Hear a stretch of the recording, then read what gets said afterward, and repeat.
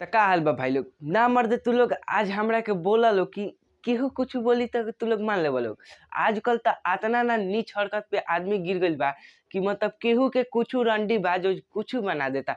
ना मर्दे आकांक्षा दुबे मरल बाड़ी त कौनो यूट्यूबर कहता का कि उ सुसाइड पेपर मतलब लिख के मुअल बाड़ी। त आज हम इहे बात करे जा रहल बानी कि इ सुसाइड पेपर लिख के मुअल बाड़ी कि नइखी लिख के मुअल।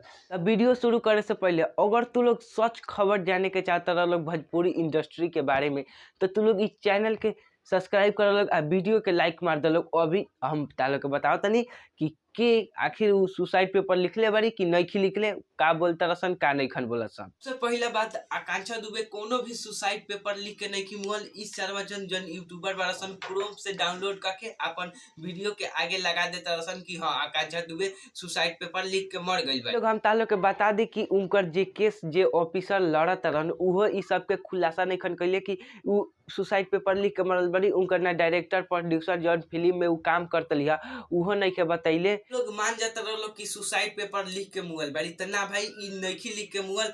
ई सर्वसन तारा के बोका बनाता रसन आ तू लोग बोका बन जाता लोग। त भाई लोग वीडियो के अंत में हम ये कहम कि तार लोग के अगर सच भोजपुरी इंडस्ट्री के बारे में खबर जाने के बा तो तू लोग इस चैनल के सब्सक्राइब कर लोग, वीडियो के लाइक कर लोग, तबे न हम तार लोग के सच बताबे। अगर तू लोग ना करबा लोग तो हमारो मन ना करी तो हमहू ना करेम। ई सब एने कनी तार लोग के बोका बना दी हसन, तू लोग बोका बन जइबा।